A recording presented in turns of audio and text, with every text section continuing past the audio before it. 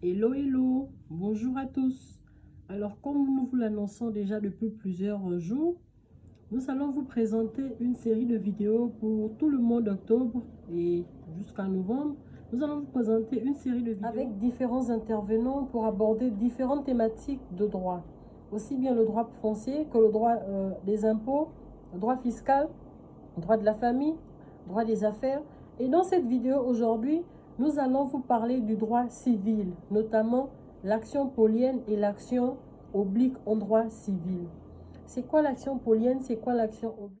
Ce sont des actions qui sont prévues par le législateur pour lutter contre les risques d'insolvabilité des débiteurs. Donc ces actions visent à protéger les créanciers contre les risques d'insolvabilité des débiteurs.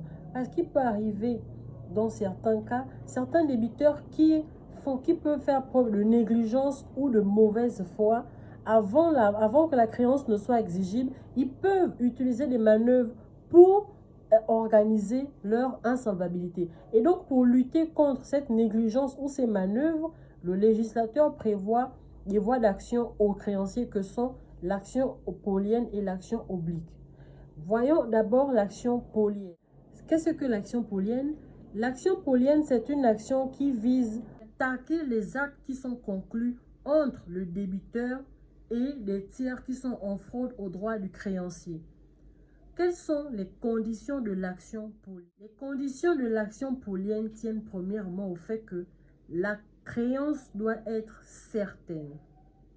Deuxièmement, la créance doit être antérieure à l'acte qui est attaqué par le créancier.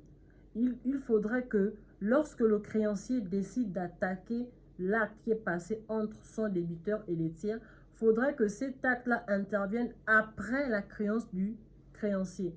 Donc c'est pour cela qu'on dit qu'il faudrait que la créance soit antérieure à l'acte qui est posé, qui est conclu entre le débiteur et le tiers. Troisièmement, il faudrait qu'il y ait le caractère frauduleux, parce que c'est le caractère frauduleux même qui fonde l'action polienne. Il faudrait que on constate le caractère frauduleux, encore que le caractère frauduleux doit se prouver. Bon, pour ce qui est dans les actes à titre onéreux, à titre gratuit, le caractère frauduleux se présume. On n'a pas besoin de le prouver.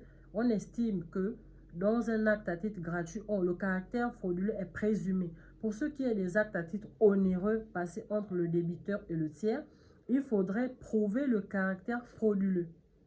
Le demandeur à l'action polienne, c'est le créancier. Le défendeur à l'action polienne, c'est le débiteur et le tiers contractant.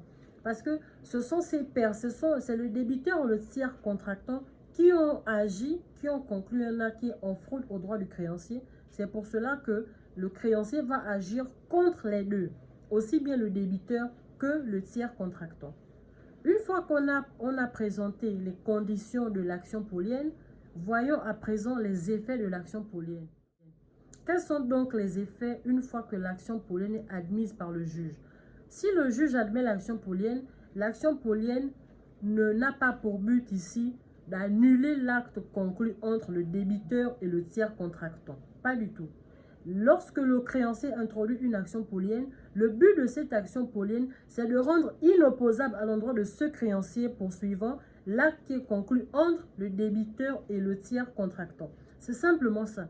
Ici, ce n'est pas de chercher à rendre l'acte nul. Non. Puisque l'acte n'est pas nul, l'acte continue à produire des effets à l'endroit des autres créanciers. Juste simplement que à l'endroit du créancier poursuivant, l'acte ne produit pas d'effet ou l'acte lui est inopposable. Puisque l'acte n'est pas nul, le bien objet du contrat passé entre le débiteur et le tiers contractant ne retombe pas dans le patrimoine du débiteur. Ce bien serait retombé dans le patrimoine du débiteur dans l'hypothèse où l'acte conclu entre le débiteur et le créancier aurait été nul. Ça, on aurait remis les parties dans l'état dans lequel elles auraient été avant la conclusion de l'acte. Or ici, dans l'action polienne n'a pas pour but d'annuler l'acte qui est conclu entre le débiteur et le tiers contractant avec le débiteur du créancier, mais plutôt de rendre simplement inopposable cet acte-là à l'endroit du créancier poursuivant. Ce qui revient à dire que le créancier poursuivant Puisque l'acte qui est conclu entre le débiteur du créancier poursuivant et un tiers contractant avec ce débiteur ne lui est pas opposable, par voie de conséquence, le créancier peut aller saisir le bien objet du contrat dans le patrimoine du tiers contractant et le faire sortir du patrimoine du tiers contractant pour le faire entrer dans son patrimoine. Donc, voilà ici la caractéristique majeure, sinon l'effet de l'action polienne. Je réitère, l'action polienne n'a pas pour but de faire annuler l'acte qui est passé entre le débiteur du créancier et le tiers contractant. Lorsque le créancier introduit une action polienne, il a simplement pour but ici de faire constater que l'acte qui est conclu entre le débiteur et le tiers contractant est en fraude à ses droits. Par voie de conséquence, cet acte lui est inopposable. Une fois qu'on l'a dit, voyons à présent l'action oblique. L'action oblique, quant à elle, elle est prévue à l'article 1166 du Code civil de 1804, le Code civil pris en référence. Et que nous dit l'article 1166? Je vais citer. L'article 1166 nous dit: les créanciers peuvent exercer tous les droits et actions de leurs débiteurs, à l'exception de ceux qui sont exclusivement attachés à la personne. L'action oblique, c'est une action qui ouvre la possibilité à un créancier d'agir pour le compte de son débiteur contre les débiteurs de son débiteur lorsque son débiteur est négligent ou est passif sur les créances de ses débiteurs. D'une manière plus simple, vous avez Monsieur Jacques qui doit Monsieur Paul. Mais Monsieur Jacques n'arrive pas à payer Monsieur Paul. Toutefois, Monsieur Jacques est dû par Monsieur Vincent. Par le biais d'une action oblique, Monsieur Paul peut aller agir contre Monsieur Vincent pour les droits de Monsieur Jacques. Ce qui reviendrait à dire que Monsieur Paul va exercer une action oblique contre Monsieur Vincent qui doit Monsieur Jacques. Donc voilà un peu tout l'intérêt de l'action oblique. L'action oblique, c'est une action qui est donc faite du créancier contre les débiteurs de son débiteur.